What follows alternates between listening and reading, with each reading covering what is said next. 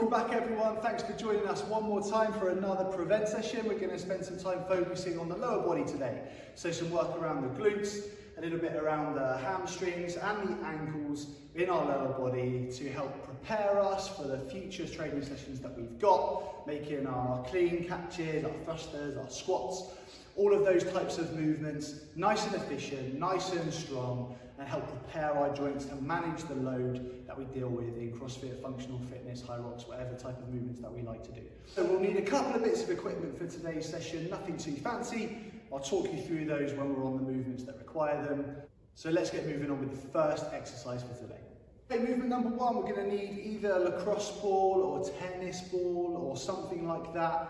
Hopefully all of us have picked one of these up by now, only a few pounds online. If we haven't already, fantastic tools for a bit of self-release work on all areas of the body. Now we're going to use this on the glutes. So we come down to the floor and I'll position the lacrosse ball on the floor and I'll slowly sit myself one bum cheek onto that lacrosse ball. Now depending on what training we've done already this week, that'll feel really, really tight and really sore already. I know it does for me.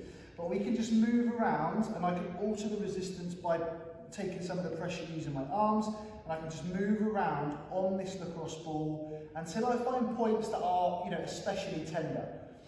Once I've found some of those, I might go through some straightening and bending of the leg to take the glute through a little bit of range.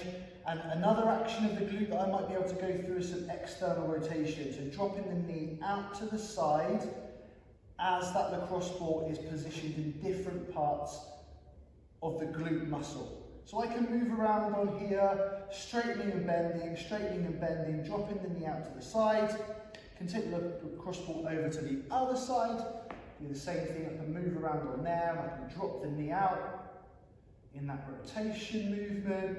I can straighten and bend the leg as I find places that are more and less sore. Alter the resistance by taking more or less weight through my hands. And I want us to spend a good 90 seconds on each side, just moving that ball around and moving the leg to get the glute moving through its different ranges. So hit pause on the video, take yourself through 90 seconds on each side, and we'll move on to exercise number two.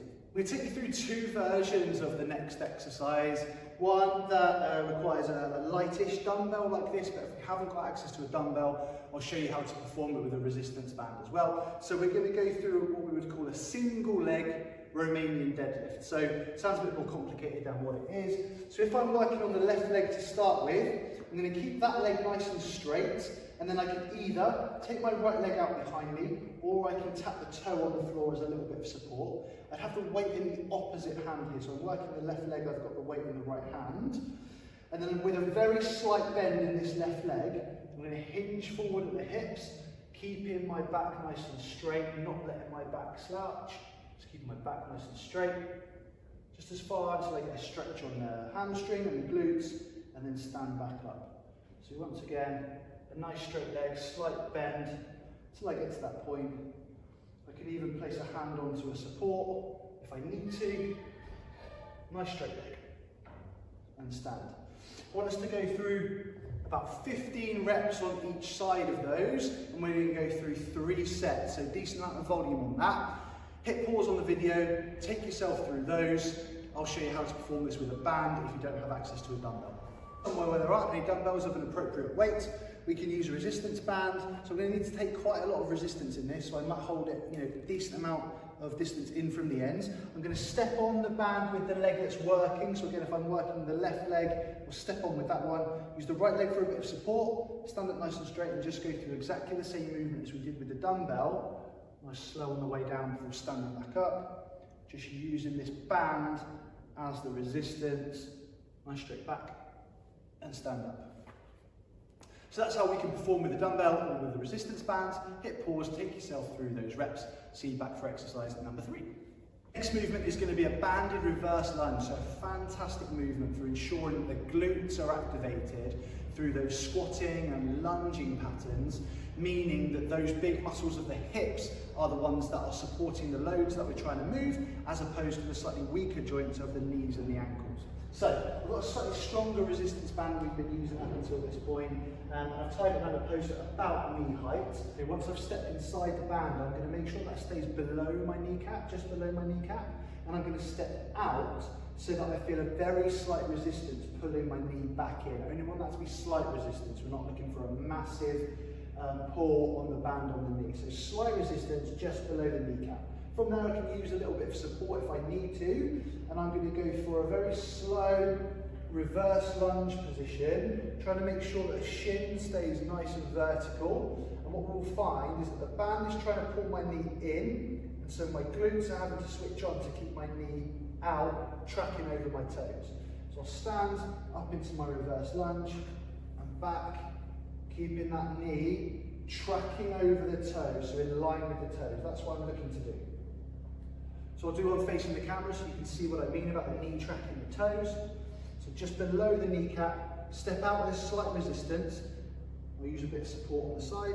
As I step back, you'll see I'm trying to keep my knee in line with where my toes are pointing. The band is trying to do that to my knee, so my glutes being active is bringing my knee back out. And then I'll just stand. We obviously might see a little bit of wobble in that because my glutes are constantly fighting the resistance of this band to keep the knee over the toe. But that's the purpose of the movement, to try and get the glutes nice and active and switched on when we go through squatting or lunging patterns.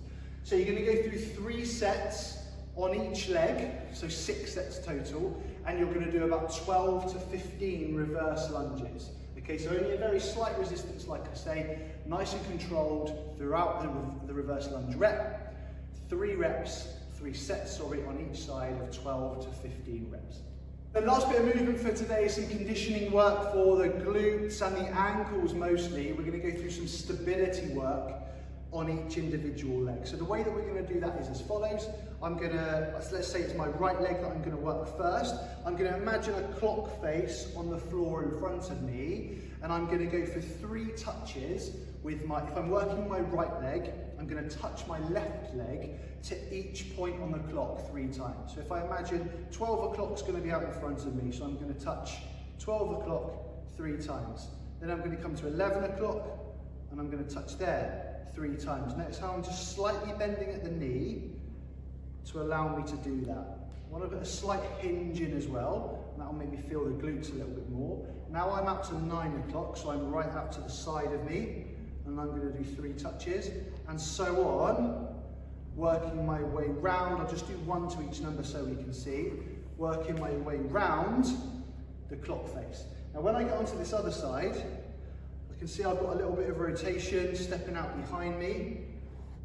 As I come across to 3, I'm going to want to stay behind, but I'm going to get more rotational movement. When I get to 2 o'clock, that's when I'm going to want to start stepping across my body, then to 1, back round to 12.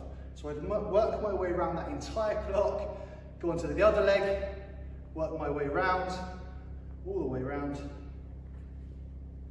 into each of those positions. And I'll take myself twice around the clock, hit pause, work your way through that, and that'll be our last movement for today.